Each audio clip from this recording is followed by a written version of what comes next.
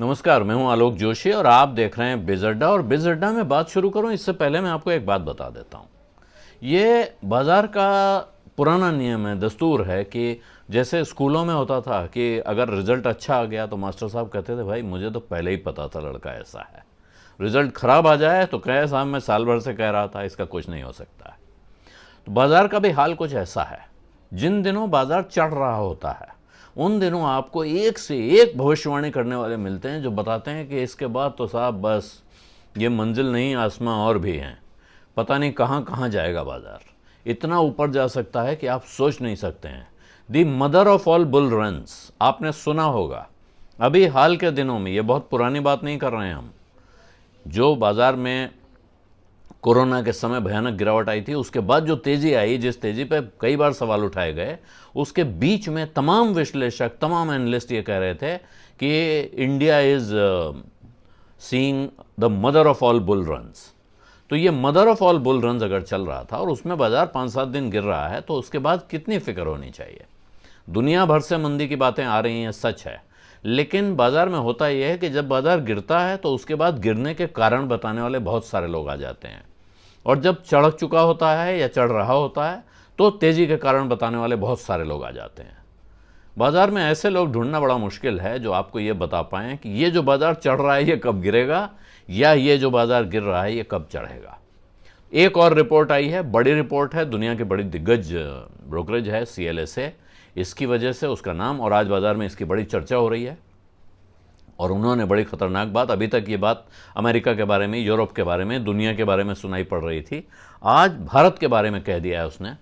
उनका कहना है कि साहब भारत में निफ्टी यहाँ से 30% तक गिर सकता है, यानी कि 1/3 गिरावट के लिए तैयार हो जाइए।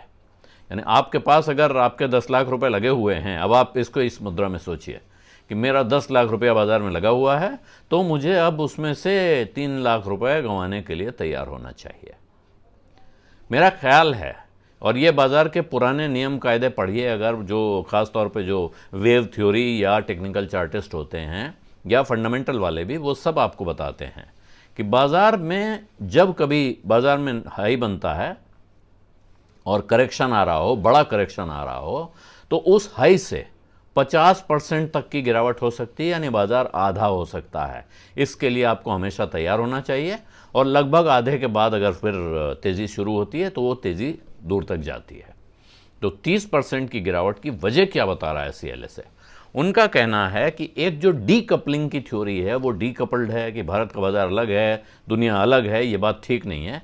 भारत और दुनिया जुड़े हुए हैं, अमेरिका और भारत जुड़ा हुआ है, और अगर अमेरिका में परेशानी हो रही है तो भारत में भी परेशानी होगी।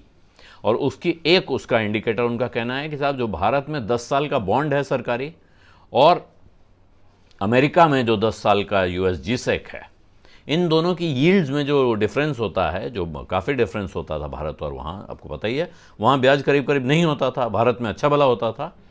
तो ये जो यील्ड का डिफरेंस है ये बहुत गिर गया है और पिछले 13 साल के लो पे पहुँच गया है। 3.3 परसेंटेज पॉइंट, 3.3% का फ़र्क रह गया है इन दोनों के बीच में, जो इसके हिसाब से दिखा रहा है कि ये आपको चिंता करनी चाहिए।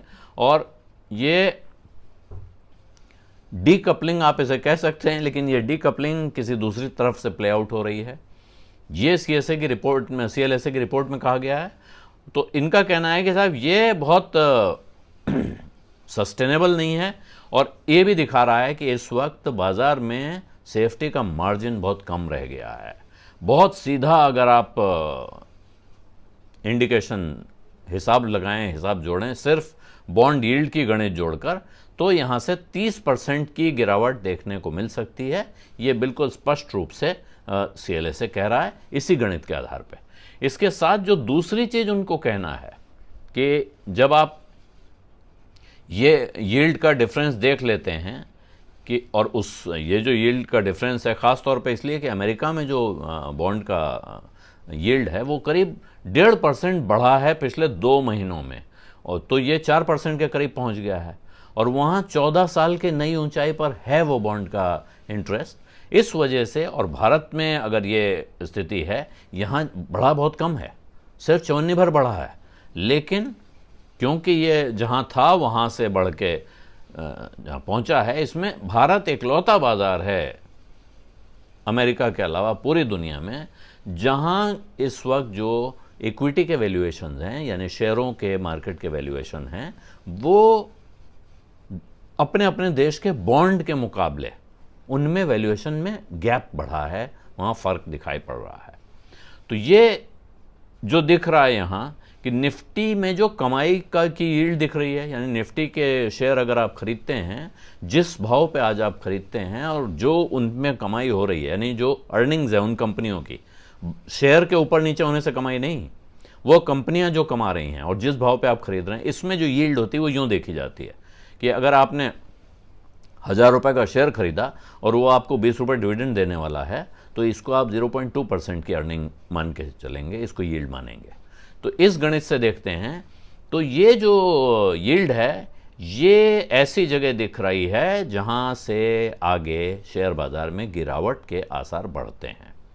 निफ्टी की पी जो है इस वक्त वो अपना जो उसका हिस्टोरिकल एवरेज है, ऐतिहासिक तौर पे जहां होना चाहिए, आप एवरेज जोड़ते हैं, चार्ट बनते हैं उसमें तमाम तरह के एवरेजेस के, तो वहां उस एवरेज से लगभग 1 पॉइंट नीचे दिखाई पड़ रही है। स्टैंडर्ड डेविएशन उसमें दिख रहा है उसके नीचे, यानी जहां तक गिर के आना चाहिए, अगर थोड़ा बहुत ऊपर नीचे उतार चढ़ाव होता है उससे भी नीचे दिख रहा है। और ये दोनों चीज़ों को जोड़ के जब ये देख रहे हैं तो उनका कहना है कि इस वक्त बाज़ार में ख़ास चिंता की बात है। पिछले 6 दिनों में लगातार बाज़ार में गिरावट आई है, निफ्टी में भी गिरावट आई है और सेंसेक्स लगभग 3000 पॉइंट जा चुका है। फॉरेन पोर्टफोलियो इन्वेस्टर्स ने एक तरह से अपना सेल का बटन दबाया हुआ है, वो तेज़ी से पैसा निकालते जा रहे हैं और इस महीने जो पैसा यहाँ से निकला है वो लगभग 1700 करोड़ रुपया है, 1700 करोड़ डॉलर है, माफ़ कीजिएगा, 1700 करोड़ नहीं, रुपया ही है, डॉलर गलती से मेरे मुंह से निकल गया, 1700 करोड़ रुपया है। लेकिन ये ध्यान रखिए कि पिछले महीने में जो सरकारी डेटा है उसके हिसाब से 51,204 करोड़ रुपया आया था वहाँ से। वो लोग 51,000 करोड़ लगा चुके हैं पिछले महीने में, इस महीने उन्होंने 1700 करोड़ निकाला है।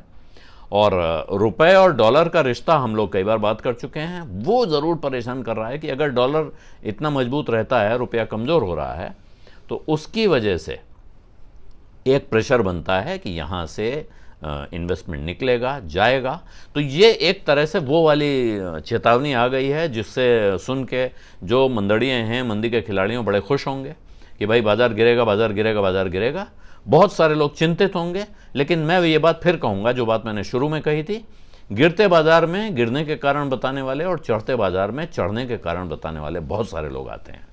लेकिन अगर आप बाज़ार में लंबे समय तक बने रहने का हौसला रखते हैं, धैर्य रखते हैं, तो ये 30% की गिरावट अगर हो भी जाती है तो ये 30% की गिरावट आपके लंबे दौर के इन्वेस्टमेंट पोर्टफोलियो पर कोई ख़ास असर नहीं डालेगी।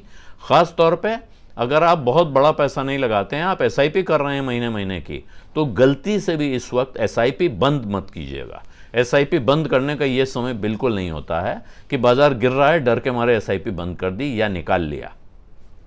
एसआईपी बंद करने का काम जिस वक्त बाज़ार तेज हो या जिस वक्त आपके पास पैसा ना हो लगाने के लिए। आपके पास पैसा नहीं है, इस वजह से आप एसआईपी बंद कर रहे हैं, तो आप कभी भी कर सकते हैं। लेकिन बाज़ार से पैसा निकालने का वक्त तब होता है जब बाज़ार अच्छा दिखे, चारों तरफ लोग कह रहे हो बहुत चढ़ेगा, बहुत चढ़ेगा। वो वक्त होता है जब आप अपना पैसा किसी काम के लिए निकालना है या यूं ही निकालना है, तब भी निकालें, न कि तब जबकि बाज़ार गिरा हुआ है और गिरने की डर बताई जा रही है।